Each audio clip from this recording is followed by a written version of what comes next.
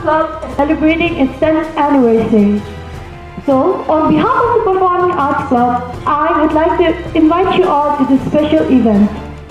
This evening, we would like to entertain you all with a special play that we are performing.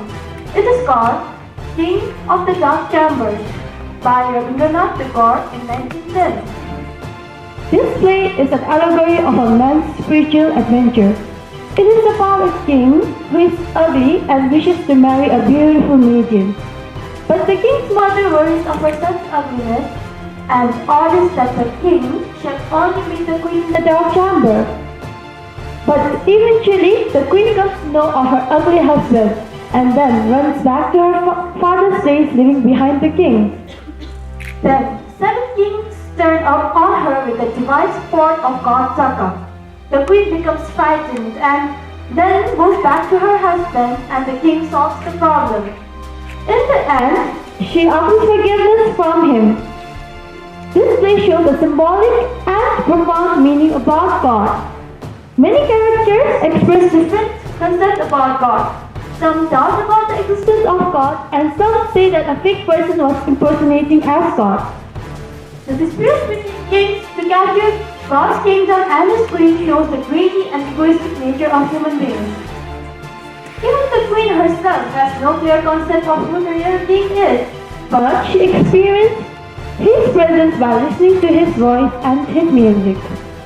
The message that the author wants to convey through this play is that the fullness of spiritual life can be realized only when the life of contemplation is merged into life of action and life of service to humanity. So now let me introduce you to the characters of the play. Please welcome our very majestic and beautiful Queen Sudarshana. And next we have her maid, Surangama.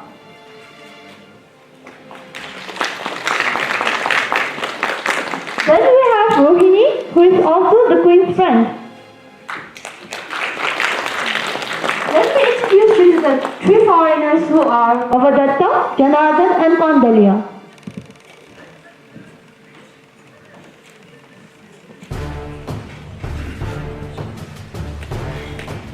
Then we have the first and second herald.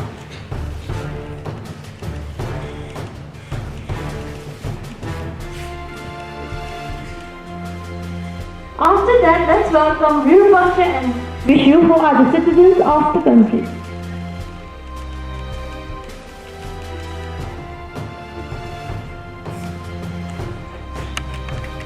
Then we have 3 men. Firstly, Kumbha, Madhav and the third man.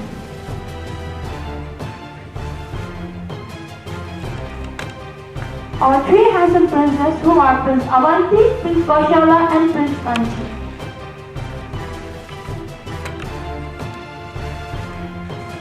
Then we have the very majestic and handsome, the fake king, Suvarna.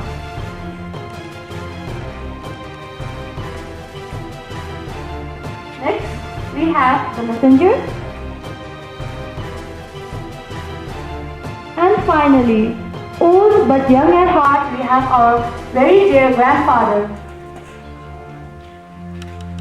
We hope that you will enjoy the performance, so let's begin.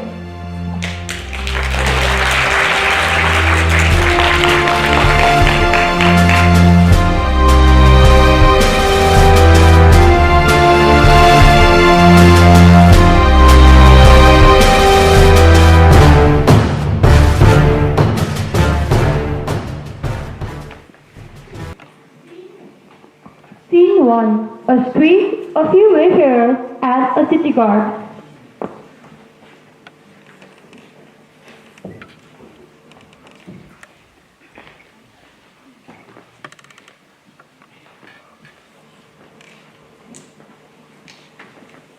Oh, sir. What do you want? Which way should we go? We are strangers here. Please tell us, which ship should we take? Where do you want to go? To where these big festivities are going to be held, you know, which way should we go? One street is quite as good as another day. Just go straight ahead and you cannot miss the place. Just hear what the fool says. Any street will lead you there. Where then would be the sense of having so many streets? You needn't be so awfully put up at that, my man. A country is free to arrange its affairs its own way. As for the roads in our country, they're as good as non-existent. Our king doesn't believe in open thoroughfares. He thinks that streets are just so many openings for his subjects to fly away from his kingdom. And it's quite the contrary here. Nobody stands in your way. Nobody objects you going elsewhere. And yet the people are far from deserting his kingdom. With such streets, our country would be depopulated in no time. My dear Janarian, I have always noticed that this is a great fault in your character. What is? That you're always having a fling at your country. How can you think that open highways may be good for a country? Look here, Gundulia, here is a man who actually believes that open highways are salvation of a country. There is no need, Bhavatata, of pointing out afresh that Janardhan is blessed with an intelligence which is remarkably crooked, which is sure to land him in danger someday. If the king comes to hear of a worthy friend, he will make it a pretty hard job to find anyone to do his funeral right when he's dead.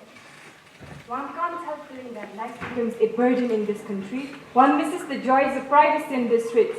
And nobody can tell exactly what kind of people you are meeting with in this public roads. Ugh! And it is Janardhan who persuaded us to come to this precious country. We never had any second person like him in our family.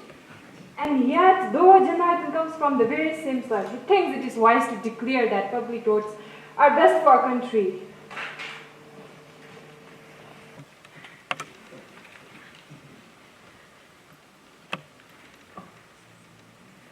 Enter a band of citizens.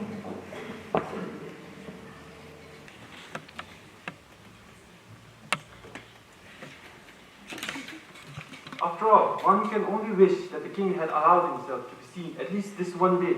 What a great pity to live in his kingdom, yet not to have seen him for a single day. If you knew the real meaning of this mystery, I could tell you if you'd keep a secret. It may mean ruination to us all if you must let it out. My dear fellow, we both live in the same quarter of the town. But have you ever known me letting out any man's secret? You are a nice man, after all, Vipaksha. Why are you so anxious to bring down a disaster which as yet only may happen? Who will be responsible for keeping your secret all his life? It is only because the topic came up. Well, then I shall not say anything. I'm not the man to say things for nothing. You had yourself brought up the question that the king never shot himself. And I only remarked that it was not for nothing. The king shot himself from the public gaze. Wait, do tell us why, Virupaksha. Of course. I don't mind telling you. For we are all good friends. Aren't we? There can be no harm. The king is hideous to look at. And he has made his mind never to look at his subject. Ha, that's it. It must be so. We have always wondered why the mere sight of the king in all nations makes one's soul quake like an aspen deeply fear. But why should our king never be seen by any mortal soul? Even if he came out and consigned us all to the gibbet, we might be sure that our king was no hoax. After all, there is much in Virupaksha's explanation that sounds plausible enough. Not a bit. I don't believe in a syllable of it. What? Bishu, do you mean that I'm a liar? I don't exactly mean that, but I cannot accept your theory. Excuse me, I cannot help if I seem a bit rude or childish. Small wonder that you can't believe my word. You who think you are so sage enough to reject the opinion of your parents and superiors. How long do you think you could have stayed in this country if the king did not remain in hiding? You are no better than pagan heretic. My dear pillar of orthodoxy, do you think that any other king would have hesitated to cut off your tongue and to make it food for dogs? And you have a face to say that our king is horrid to look at. Hush, my dear friends, this seems rather bad. It seems as if they are resolved to put me in danger as well. I shall not be a party of all this.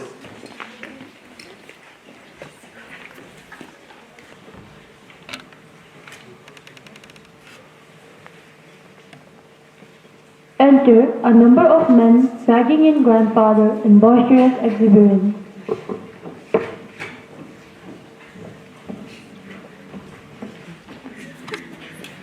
Grandpa, something strikes me today. What is it?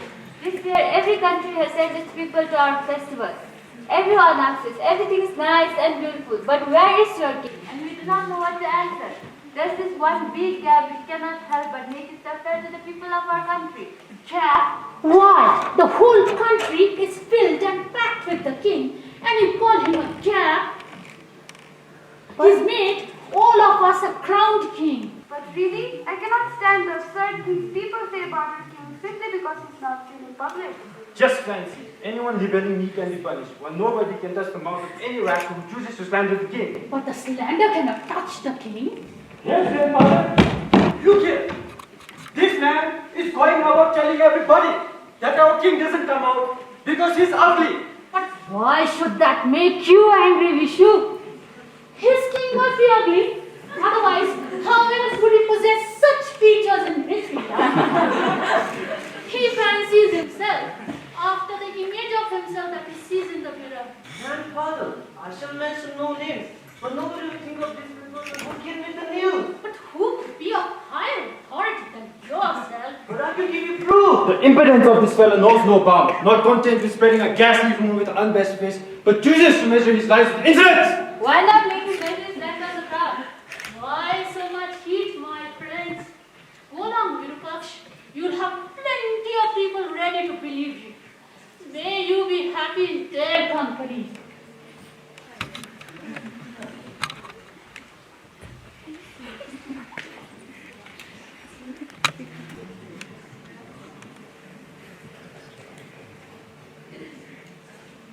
Re-enter the party of foreigners.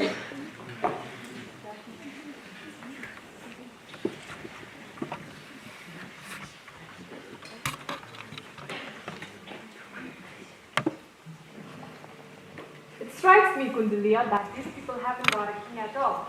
They have somehow managed to keep the rumor afloat. You're right, I think. We all know that the supreme thing that strikes one side in any country is the king, who of course there is no opportunity of exhibiting himself. But look at the nice order and regularity prevailing all over the place. How do you explain it without a king? So this is the wisdom we have arrived at by living so long under a ruler. Where would be the necessity of having a king if order and harmony existed already? All these people have assembled here to rejoice at his festival. How do you think they could in a country of anarchy? My dear Janardhan, you are imagining the real issue as usual. There can be no question about order and regularity, and the festive rejoicing too is plain enough. There is no difficulty so far, but where is the king? Have you seen him? Just tell us that. What I want to say is this. You know from your experience that there can still be chaos and anarchy even if a king be present. But what do we see here? But you're always coming back to your kingdom. What can't you not give a straight answer to Babadada's question? Have you or have you not seen the king? Yes or no?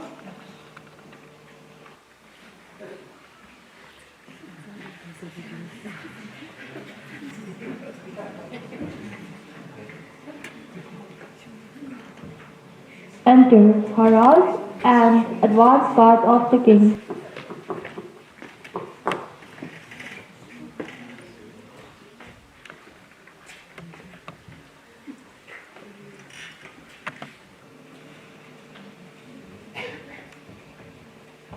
Stand off, get away from the street, all of you. Hey man, who do you think you are? You weren't of course born with such lofty stripes, my friend. Why should we stand up? Why should we budge? Are we street dogs or what? Our king is coming this way. King? Which king? Our king, the king of this country. What? Is the fellow mad? Who ever heard of our king coming up, heralded by his vociferous gentleman? The king will no longer deny himself to his subjects. He's going to command the festivities. Brother, is that so? Look, his banner is flying over there. Ah, yes, that's a flag indeed. Do you see the red kingship flower printed on it? Yes, yes, it's a kingship indeed. What a bright scarlet flower.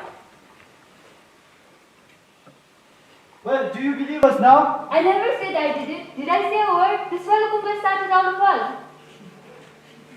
Who is he? Is he any kinsman of yours? Not at all. He's just a cousin of our village chief. And he does not even live in the same part of the village with us. Alas, my friends, many a bitter sorrow has given my poor mind a twist before it has become like this. It was only the other day that a king had come paraded the street with as many as titles in front of him as the drums that make the town hideous by their din. What did I not do to please and serve him? But what was the use of all that pomp and majesty? When we sought grants and presents from him, we could not find an auspicious day in the calendar. But all days were red letter days when we had to pay our taxes. Do you mean to insinuate that our king is above us in the one with stripes? Please, sir, I apologize. My sincerest apologies. I'm quite willing to do anything to be excused. I'm quite willing to move away far as you like. All right, come here and form a line. The king will come soon. We shall go and prepare the way for him.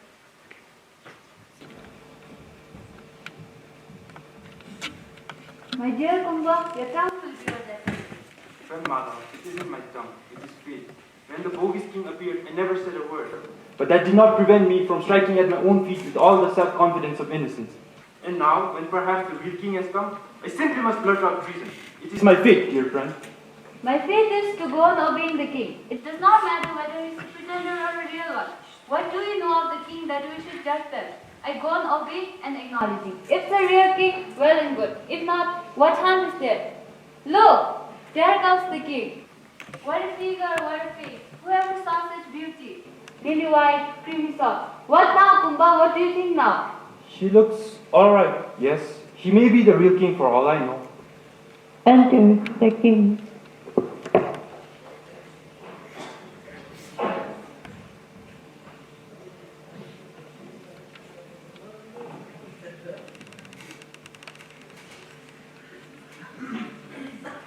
Prosperity and victory attend thee, O king. We have been standing here to have a sight of thee since the early morning. Forget us not, Majesty, in your favors. I'm much pleased with your loyalty and devotion. The mystery deepened. I was going for grandfather. Many are the grievances and complaints we have to make to thee. To whom could return our prayers so long when you could not advance thy August present? Your grievances will be redressed.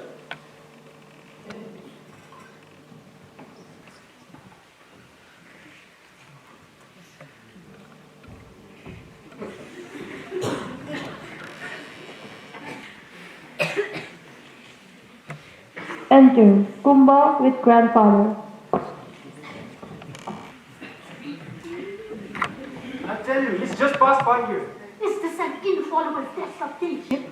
Oh no, he did not pass by unobserved. Not one or two, but hundreds and thousands on both sides of the street have seen them with their own eyes. That's exactly what makes this whole affair so suspicious.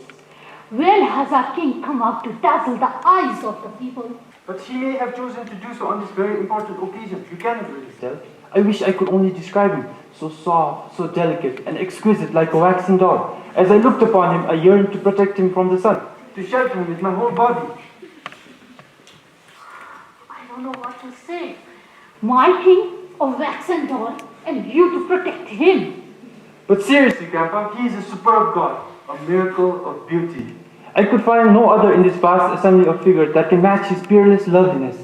When my king decides to make himself shown, your eyes would not have recognized him. So none could recognize him, it seems. Perhaps there are a few that can. And those that can recognize him, does the king grant them whatever they wish for? But they never ask for anything. No beggar would ever know the king. You know, it is only the bigger beggar who appears like a king in the eyes of the lesser beggar.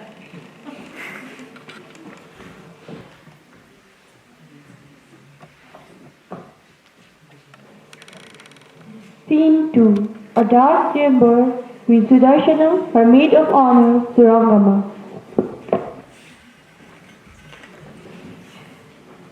Light! Light, where is light? Will the lamp never be lighted in this chamber? My queen, all your other rooms are lighted, for we never long to escape light into a dark room like this. But why should this room be kept dark? Because otherwise you'd know neither light nor darkness. Living in this dark room, you've grown to speak darkly and strangely. I cannot understand you, Sir Mama. But tell me, in what part of the palace is this chamber situated? This chamber is placed deep down in the very heart of the earth. The king has built it especially for your sake.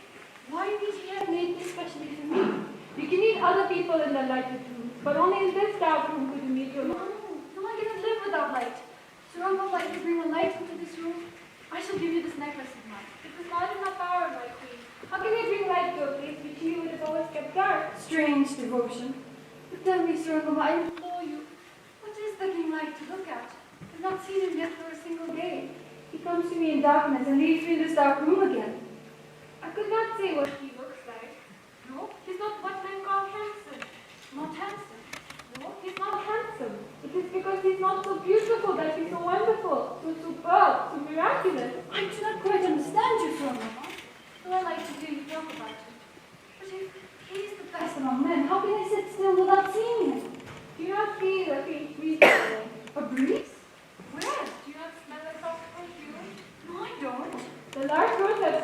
is coming, my king is coming.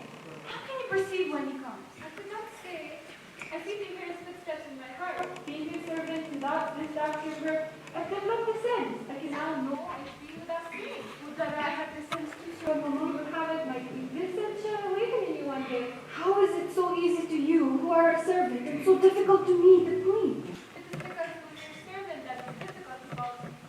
Oh, there he is, standing outside, right before my door. The door is okay. Okay, who can keep that door shut against thee? They're not locked, nor bolted. Don't swing wide open if you touch them with that finger. Would thou not even touch them? Would thou not even enter unless I go and open the doors for you? Then do you go, queen, and open the doors for me. Do not enter otherwise. I do not see anything distinctly in the dark. You know everything here. Go and open the doors for me.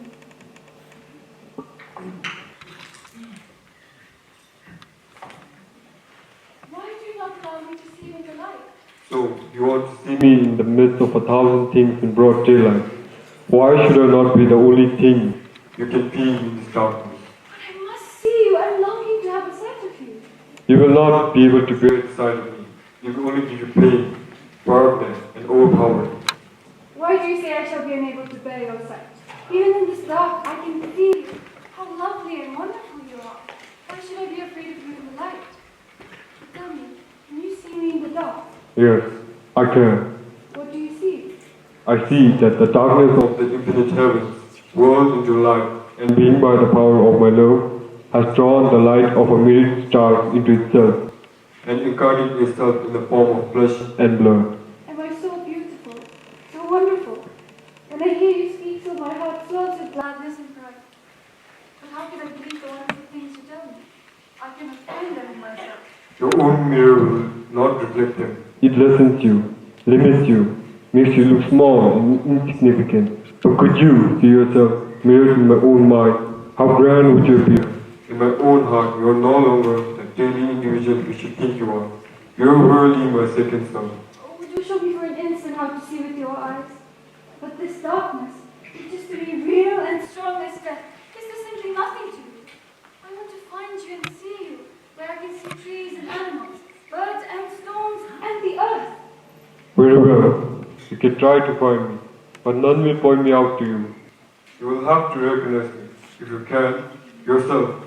And even if anybody professes to show me to you, how can you be sure he's speaking the truth? I shall know you. I shall recognize you. I shall find you out of a million men. I cannot be mistaken. Very well. Then, tonight, during the festival of the full moon of the spring, you will try to find me out from the high terrace of my palace. Search for me with your own eyes amongst a crowd of people. Will thou be there among them? I shall show myself again and again from every side of the corner. Sarangama.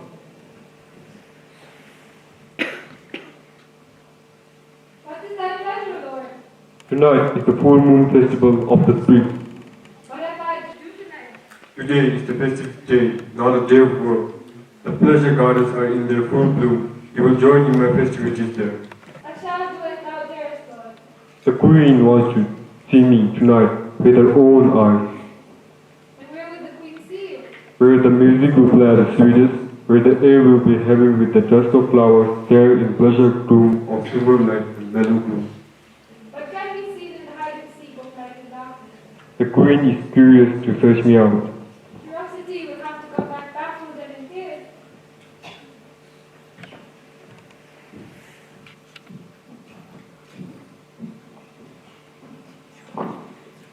Scene 3. Before the pleasure garden, enter Avanti, Koshala, and Kanchi.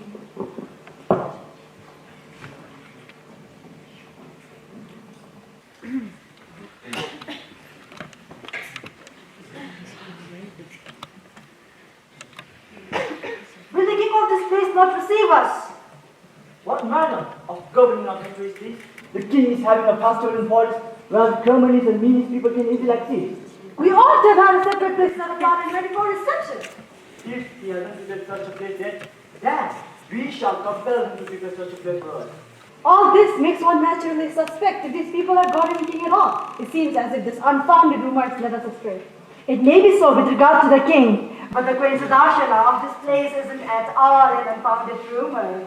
It is only for our sake that I've kept to come at all. I don't mind omitting to not see one who does not make himself visible. But it would be a stupid mistake on our part if we were to go away not seeing one who is eminently worth a visit. Let us make some definite plan then. Our plan is an excellent thing, for as long as we don't get yourself entangled in it. Look over there, Portia. All those coming this way.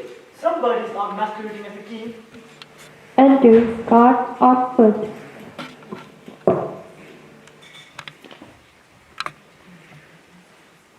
What country does your king come from? The king of this country. He will be commanding the festivities. What? The king of this country come out for the festivities? Then we may have to live with the sight of him only, leaving the delectable queen unseen. Do you really think that man spoke the truth? Anybody can be king in this kingless country. Can't you see that man is a dressed up king, much too overdressed? But he looks handsome. His appearance is not without a certain pleasing attractiveness. He may be pleasing to eyes, but if you look closely enough, there's no mistaking him. You will see how exposed before you all. Enters the dreamt up king.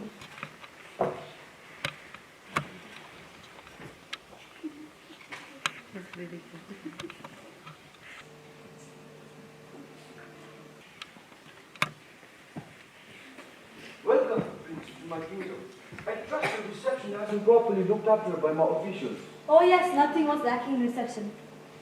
If there was any shortcoming, it would be the honor of our side of your ministry. We do not show ourselves to the general public, but due to great devotion and loyalty to us, has been pleasure for us not to deny ourselves. It's truly hard, your majesty, to bear the weight of your gracious favors. We are afraid we shall not be able to stop here any longer. In the meantime, we have endeavored to ask for us. We have, but we'll let you speak more in private. Retire little from my presence. Now you can express your desires without any reserve. We have no reserve on our part. Our only fear is that you might think restraint necessary for yourself. Oh no, you need have no scruples on that score. Come then, do us homage by placing your head on the ground. Prince, these heavy jokes are not worthy of a king. Those who will just properly with you are near at hand. General! No more, I entreat you. I can see plainly. I owe homage to you all. The head is bowing down itself. There is no need for any method to lay it low. So here I do my obeisance to you all. If you kindly let me escape, I shall not inflict my presence long on you. Why should you escape? We will make you king of this place. Come, let's take this joke to legitimate finish. Do you have any followings? I have. Everyone who sees me in the street flocks up to me. When I had meager routine at first, everyone regarded me with their suspicion. But now, with the increasing crowd, their doubts are waning and dissolving. That's excellent. From this moment, we all promise to help you. But you must do one service in return. Your commands and crown putting on my head will be equally binding and sacred to me. At the present moment, we want nothing more than sight of Princess Shana. But remember this, you will be solely directed by our command. Now go and join the festivities with Lord Arbor and enjoy with possible splendor and magnificence.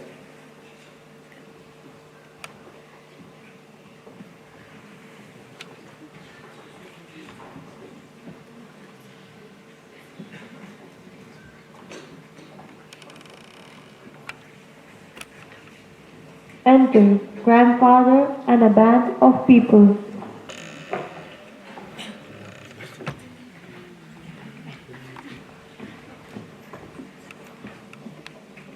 Grandfather, I cannot help saying yes and repeating it 500 times that our king is a perfect fraud. Why only 500 times? You can tell it 5,000 times if it adds to your pleasure. But you cannot keep up a dead life forever. But it has kept me alive, my friend. We shall compare the whole world that our king's cloud appears like its shadow. We shall shout from our housetops that we have no king. Let him do whatever he likes if he exists. But he'll do nothing at all. It is a fine thing to argue whether we have a king or not, when one is simply starving from the want of food. Will the king save us? Brother, you are right. But why not find the king who actually owns the food? Call on my friends and say if you like that our king exists nowhere. This is also a part of the celebration, in celebrating this festival.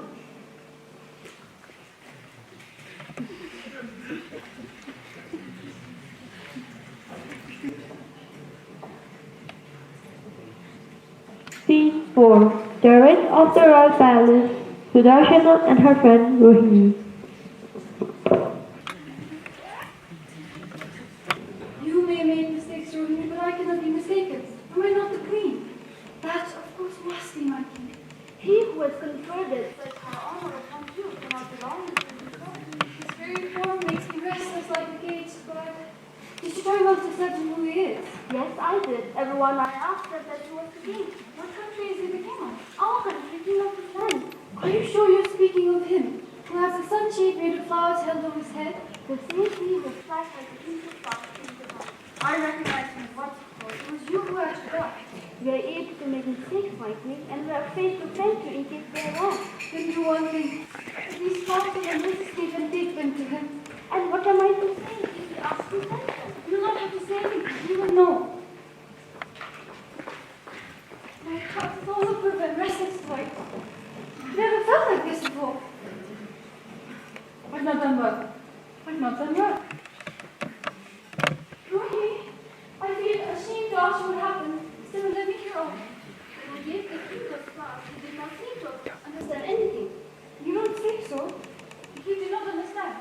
No, he stood there like a doll without uttering a single word. I think he did not want to show that he knew nothing. He just had his tongue. Why only? My shamelessness has been justly punished.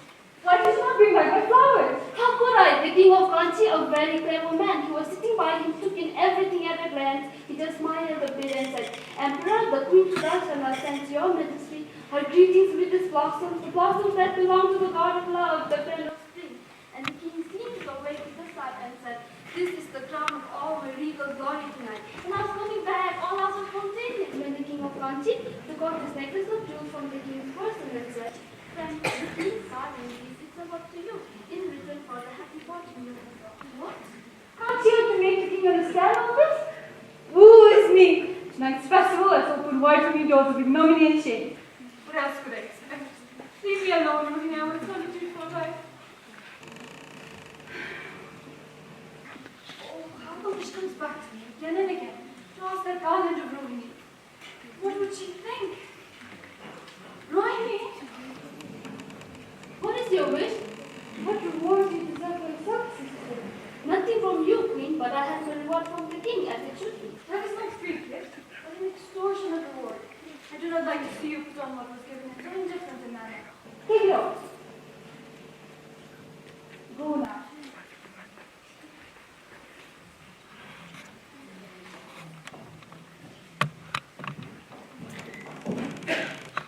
Scene 5. Under the king and Kanchi. It is past midnight.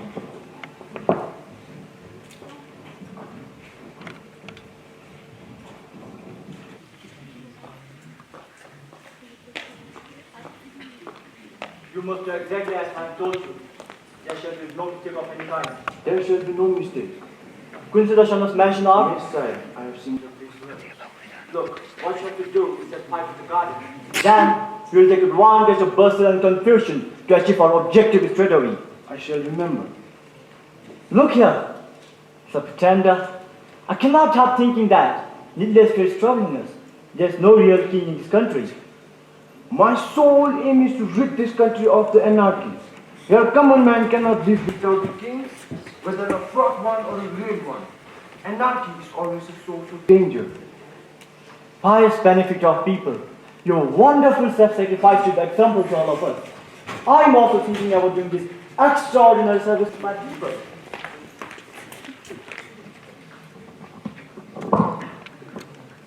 Scene 6. Enter King of Koshala and Rohini.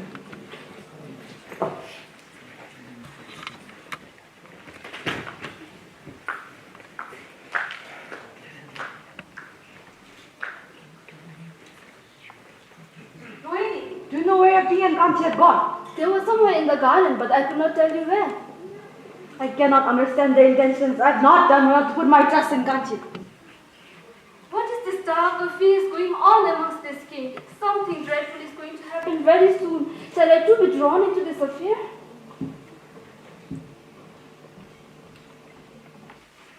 Rohini, do you know where all the other princes are? I could not tell you which of them is where, but the king of Koshala just passed by this direction. I'm not talking of Koshala. I'm talking of your king and the king of Kanchi. I have not seen them for a long time. King of Kanchi is always avoiding us. He's certainly planning to deceive us all. I cannot stay here a single moment more. Where shall I find the king? When I gave the king those flowers that the queen had sent, he did not seem to be much interested in me at the time, but ever since that hour of the night, he has been showering gifts and presents on me. This causeless generosity is making me more afraid. Why is this bird flying at such an hour of this night? This is not the usual time of their flight. Certainly, I am frightened. Where shall I find the king?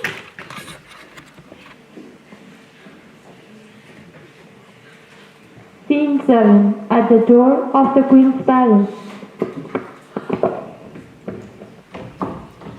What is this you have done, Kanchi? I wanted to pass this part of the garden to the fire, but I didn't know that it would spread so quickly. Tell me quick, the way out is guarded. I can tell you nothing about it. Those who brought us have all fled away. You are the native of this country, you must know the way. I've never entered these inner royal gardens before. I won't tell you. You must show me the way out, still in the house. You may take my life by that means, but it will be very precarious method to find a way out of this country. Why were you then going over saying that you are the king of this country? I'm not the king. I'm not the king. Where art thou, my king? Oh, save me. Save me from this death. Fool! Rebel, punish me, but do not kill me. Fool! You are a fool! Get up now! Lose no more time! Oh, king, save me from death. I'm surrounded by fire. Who's the king? I'm not the king. You're not the king. No, I'm a hypocrite. I'm struggling with my distinction. He's not the king. Then, O thou god of fire, burn me to ashes. Reduce to ashes my shame, my mocking, my desire. King, where are you going? Already in the chambers of strength to raise you fire. Do you not enter there? Yes, I will enter those burning chambers. It is the fire of my death.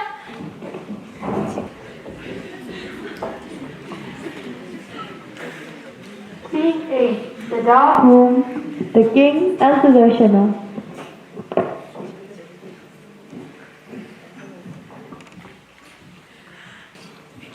Do not be afraid. You have no cause for fear. The fire will not reach this room. I have no fear. But shame has accompanied me like a raging fire. My eyes, my face, my heart, every part of my body is being scorched and burnt by its flames. It will be some time before you get over this burning. Oh, King, I shall not hide anything from you. I will wear this garland around my neck. That garland, too, is mine. How else could he get it? He stole it from my room. But it is his gift to me, and I cannot fling this garland away. What fire is this, O King, into which I, who have come out to see you, leaps like a moth that cannot resist the flame? But you have seen me at last. Your desire has been fulfilled. Until I seem to see in the midst of that fearful gloom, I do not know what I saw, but my heart is still beating fast with fear. What did you see? Terrible. Oh, it was terrible. I'm afraid to even think of it again. The blaze of the fire fell on your features. Oh, then I closed my eyes. I could not look on you anymore. Black as the threatening storm cloud, black as the shoreless sea. Have I not told you before that one cannot fear my sight unless one is already prepared for me? That is why I wanted to reveal myself to you slowly and gradually, not all too sudden. But sin came and destroyed all your hopes. The very possibility of a union has now become unthinkable to me. It will be possible in time, my queen, the utter and complete blackness that has today shaken to your soul to fear one day be your solace and salvation. What else can my love exist for? Cannot be. It's not possible. What will your love only do? My love has turned away from you. I feel drawn. Punish me as you like. The punishment has already begun. If you do not cast me off, I will leave you. You have the utmost liberty to do as you like. I cannot bear your presence. My heart is angry at you. Why are you like this? Why did they come you were fair and handsome? Thou art black. Black as night. I should never like you. I've seen what I love. It's soft as cream, elegant as a Trisha flower, beautiful as a butterfly. This falls as a mirror, empty as a bubble. Let it be. I cannot stand near you. Union with you cannot be possible. Will you not even try a little?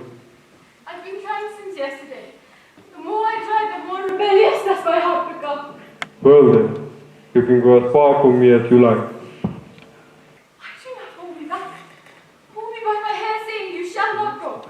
But your unresisting silence makes me wild. How do you think that I'm really silent? How do you know that I'm not trying to keep you back? No, no, I cannot bear this. Do not let me off so easily, so mildly. I shall leave you free, but why should I let you break away from me? You will not let me. Well, then I must go. Go then. No one will stand in your way. You can go as free as the broken storm cloud driven by the tempest. I can resist no more. I shall return no more.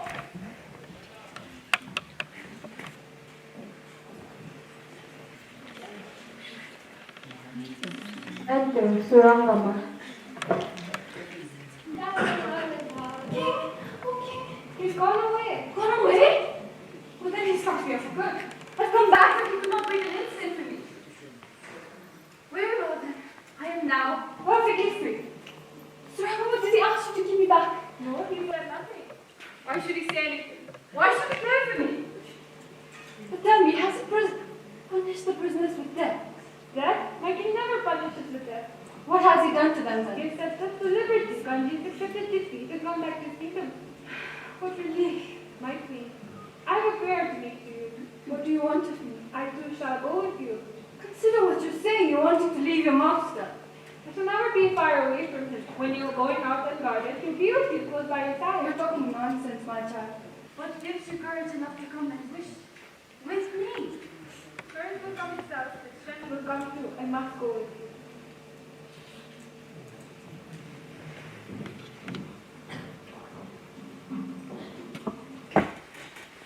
Scene 9. Sudarshana and Surangama are in the inner apartment of the palace of the king of Kanyakutya, father of Sudarshana. Go away from me, Surangama. I deadly anger rages within me. I cannot bear it. Who are you angry with? I do not know, but I wish to see everything destroyed. Is there no human being who will come out to meet my desolate soul here? Alone, so unfearfully and terribly alone. I'm not alone, my king. I shall not hide anything from you, king. When he set the palace on fire, I could not be angry at him. But great is what joy set my heart at all the while. It was this terrible joy that made me leave everything behind in a moment's time. And is it my imagination only? Why is there no sign of him coming anywhere? He of whom you think it did not set the palace on fire. King of Kati did it. Coward. But is it possible? So handsome yet no man could do it. Have I deceived myself for the sake of that worthless creature? Why on me? But why does not the king come to take me back? You think I'm anxious to go back? Never. Even if the king really came, I should not have begun. The king's behavior is mean, shameful, and brutal. Everyone knows my king is hard and pitiless. No one has ever been able to move him. Why didn't you call him day and night? May he always remain hard and pitiless. May his victory and glory be forever. Grandmama, look! A cloud of dust seems to rise over the eastern horizon. Yes, I see it. Is that not like the banner of the chariot? Indeed, a banner it is. Then he's coming at last. Who's coming? Our king, who else? How could he live without me? No, that cannot be our king. No, indeed, as if you know everything.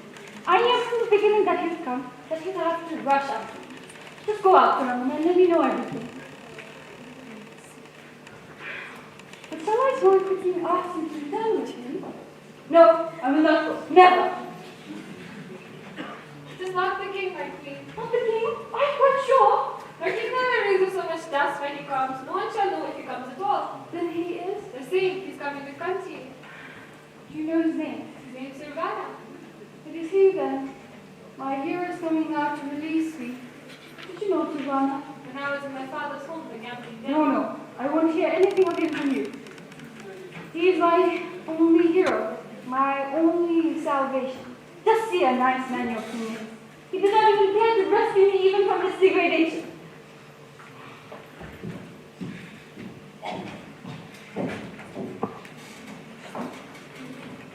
Scene 10. Encampment.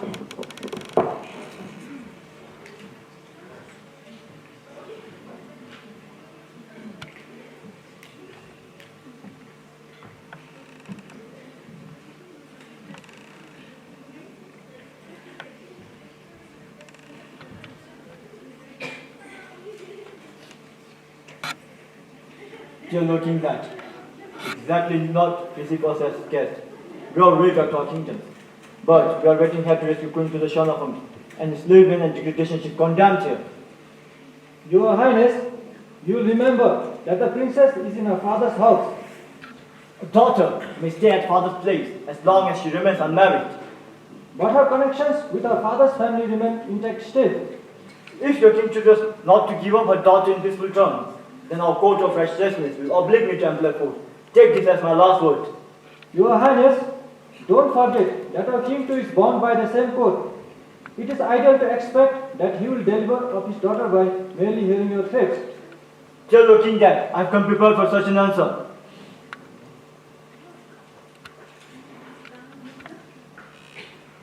King of Kanchi, it seems to me that we are daring too much. What pleasure would be there if it is otherwise? Someone is waiting outside.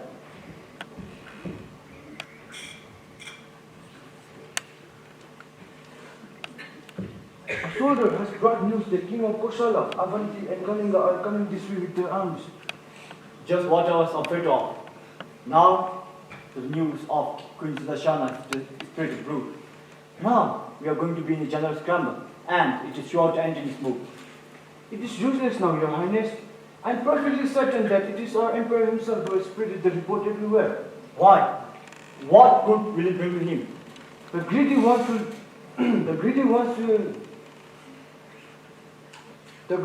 to tear one of the into pieces in general rivalry and scramble, and will take advantage of the situation to go back with the booty. Now it makes clear why your king never shows himself. He wants to multiply himself everywhere, and fear makes him visible. But I will maintain myself that he is an empty fort from top to bottom.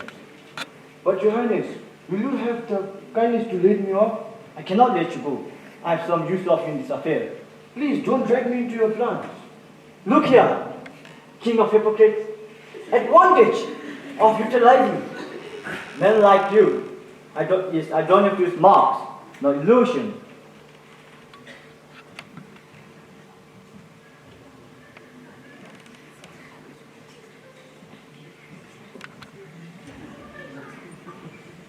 Scene 11. Interior of the palace.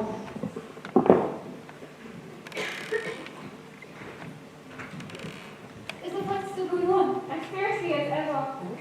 Your king had the power to save me. Could my present state have left him unknown? Why do you ask me, my queen? Have I the power to answer me?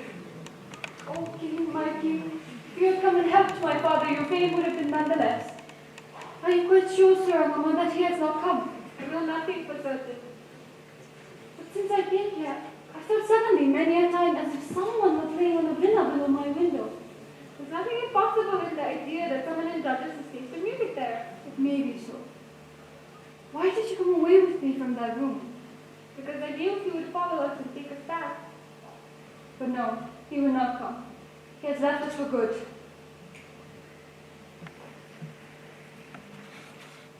Who are you? I am the porter of this palace. Tell me quickly what you've got to say. Our king has been taken prisoner. Prisoner?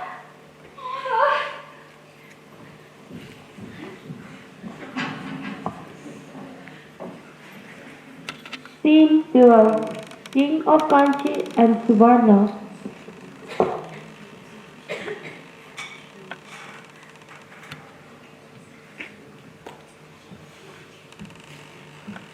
You said then that there will be no more necessity of fight amongst yourselves?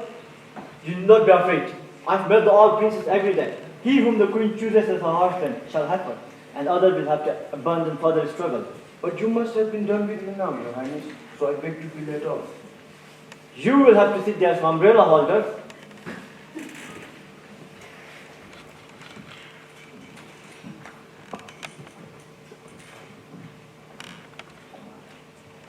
Scene 13. Sudarshana and Surangama at the window.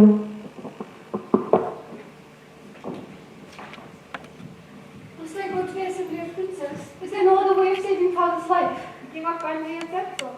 Did he say so with his own lips? No, his messengers survive about the news. Can it be that it is this man I saw the other day? No, it cannot be he. But everyone admits that he's exceedingly beautiful to look at. Oh, how how can beauty fascinate me?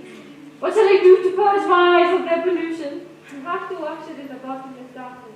But tell me, Surangama, why does one make such mistakes? Mistakes are but the pollute of one's own destruction.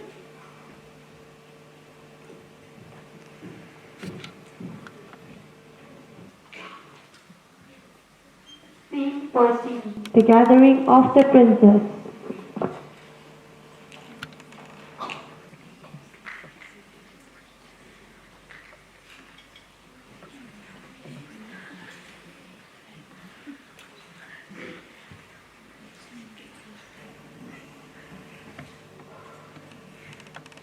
Kanchi, did you feel as if something shook your seat just now? Is it an earthquake?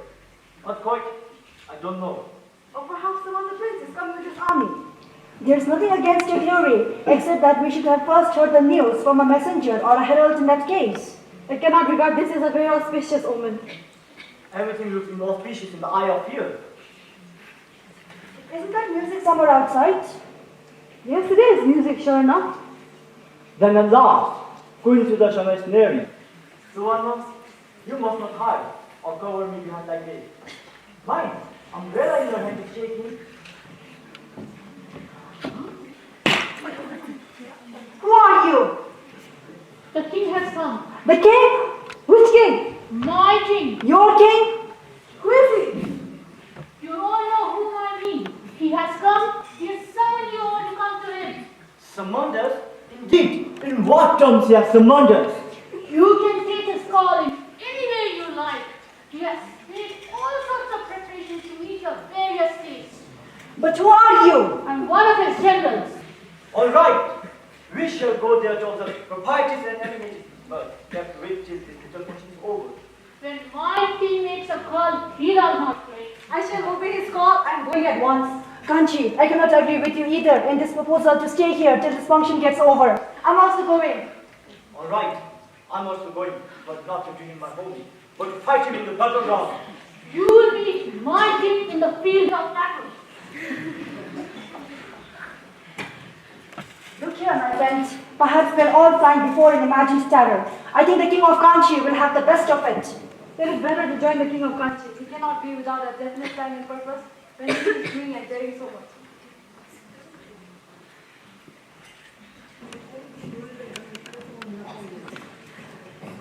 Scene 15. Sudarshana and Surangama. Fight is over now. When will the king come? I do not know myself. I did not look forward to his coming. It is such a throb of joy, Surangama. But I'm dying to see him too. Shall I show my face to him? Go to him with utmost humility and resignation, and all shame will vanish in a moment. I cannot help confessing that I've met my utmost defeat for the rest of my life. Pride made me carry the largest share in his love so long. Everyone used to say the king showed me unlimited kindness. This is what makes it difficult for me to bring my heart in humility before him. This difficulty, my queen, will soon pass on. Oh yes, it shall pass. The day has come for me to humble myself before the whole world. Why does the king not come to take me back? I'm always waiting for yet. Just go out, Surangama, and bring me news of him. I do not know where to go to get any news of him. I have grandfather to come, maybe he'll tell us something. Alas, my evil fate. I've been reduced to asking others to hear about my own king. I've heard that you're my king's friend. So accept my obeisance and give me your blessing. What are you doing, queen? I do not accept anybody's obeisance. Smile on me then. Give me good news. Tell me when the king is coming to take me back. You ask a very hard question. The battle is over, but nobody knows where he's gone. Has he gone away? Oh, how hard! How cruel! How cruel! He's made of stone. His heart is adamant. Grandfather, how can you manage with such a friend? I've known him through my griefs and joys. He can make me weep no more. Will he not let me know him also? He will, of course. Nothing else will satisfy him. Let me see how hard he can be. I shall stay here near the window without saying a word. I shall not move an inch. And see if he will not come. You are still young. You can afford to wait. But I must set out to seek for him. Whether I succeed or not. I do not want him. I will not seek him. He has humbled me to dust and is not satisfied still.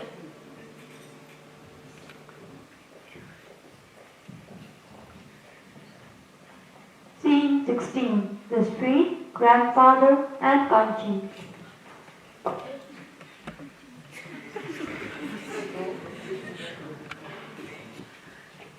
What? Prince of Kanchi, you here? Your king has sent me on the road, Well, that is a settled habit of him. and now no one can get glimpse of him. That too is one of his amusements. But how long, grandfather? How long will he look me like this? When nothing could make me acknowledge him as my king, he came all of a sudden like a terrific tempest, God knows from where, and scattered my man and his horses and vanished one white turban. And now when I'm seeking the ants of earth to pay my humble homage, it's nowhere to be seen. But however big an emperor is, he has to submit to him that he is. But why have you come out at night, Prince? Grandfather, I still cannot get rid of that feeling being laughed at by people when I meekly do my homage to your king, acknowledging my defeat. But you are too on the road, grandfather. This is my jolly pilgrimage in the land of losing everything.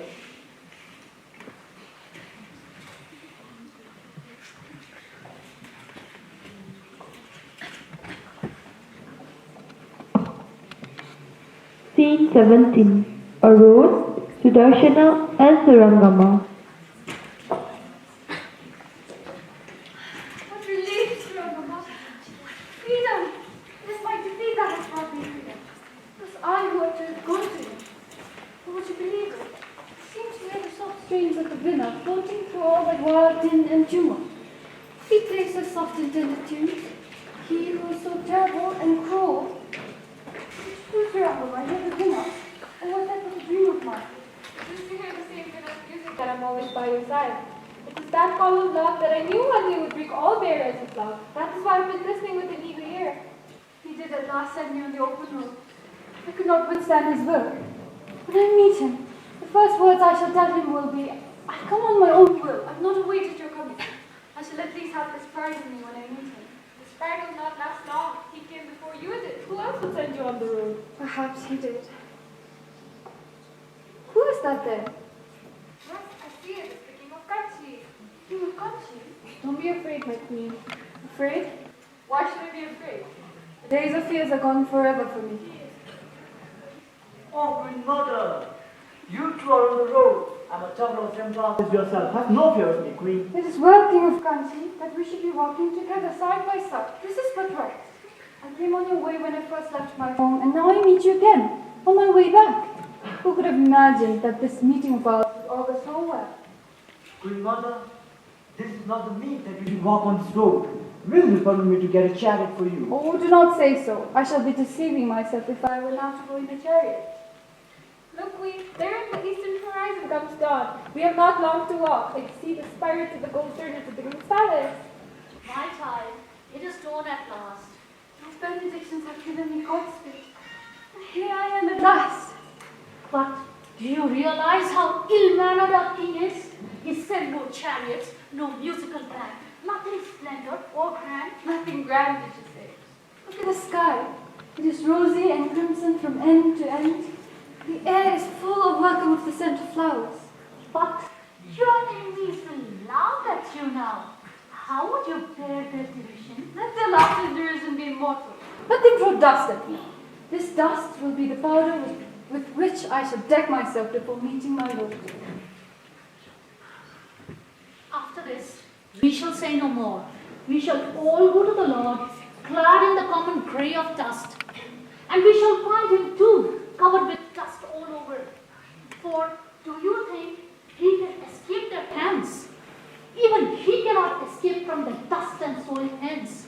And he doesn't care to do so, to brush off the dirt off his garments. Grandfather, please, do not forgive me in these games of yours. I shall find my Lord armor soiled until it is doing recognition. That would not take long, my brother. Now that you've come down so far, you'll change your color in no time.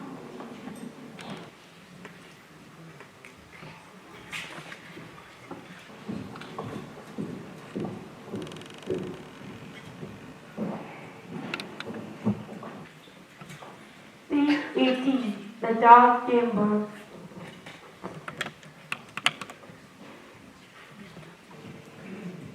Lord, do not give me back your honor which you once did turn away from. I am the servant at your feet. Will you be able to hear me now? Oh yes, yes I shall. You saw you found me because I sought to find you in the pleasure garden. There even your meanest servant is handsome again. But that fever of longing has left my eyes forever. You're not beautiful, my lord. You stand beyond comparison. That which can be comparable with me lies within yourself.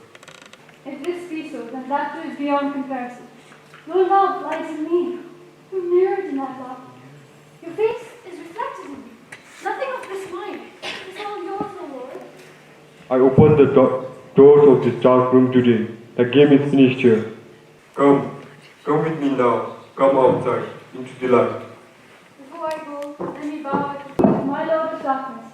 My cruel, my terrible, mysterious one.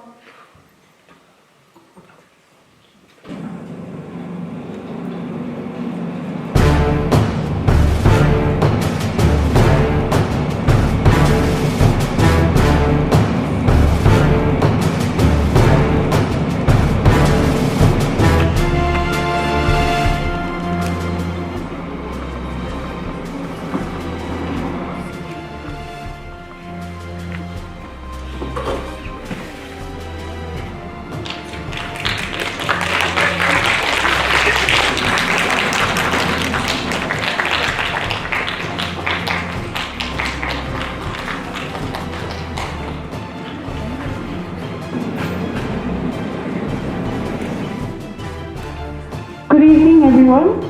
Respected President, Dean, students, and lecturers and students, thank you for making time to watch our play. The Performing Arts Club is celebrating its 10th year, and Rabindra Nath Tagore's The King of Dark Chambers is a beautiful tribute to it. In every theatrical performance, we get lost in a whole new world, yet we find ourselves in parts of us that we never knew we could portray. Plays are powerful tools of expression. When there was no media and technology, it gave platforms to voice out the injustice that was happening, using satire, comedy, and drama. It planted a seed of change, a seed of revolution.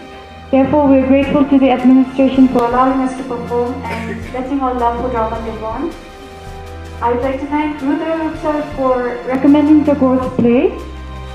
Now I'd like to invite on stage Ma'am Sharmila, Ma'am Kimi, and Ma'am Milan. We'd like to offer our token of appreciation.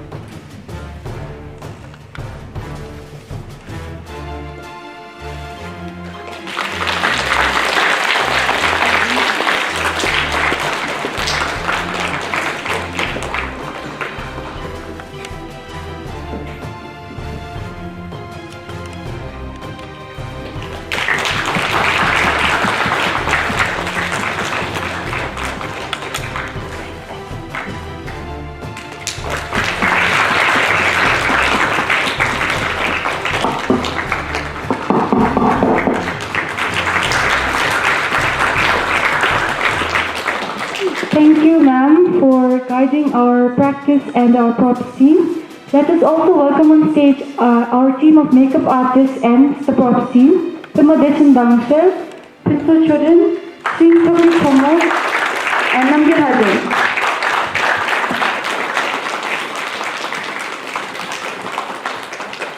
We present to you the voice of the real king, played by Jimmy Ezer.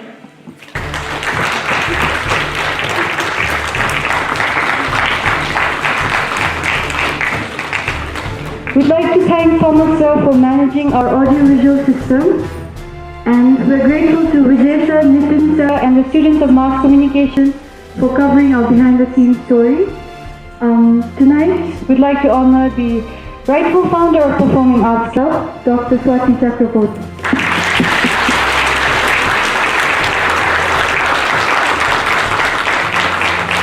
Ma'am, thank you for your dedication. Thank you for believing in the theatrical ability of all students who are present, those who've graduated and those who will join us. The next play for our next semester is One September's Night by Beverly Andrews, and you're always welcome to be a part of it to continue our legacy. Thank you everyone and have a wonderful evening.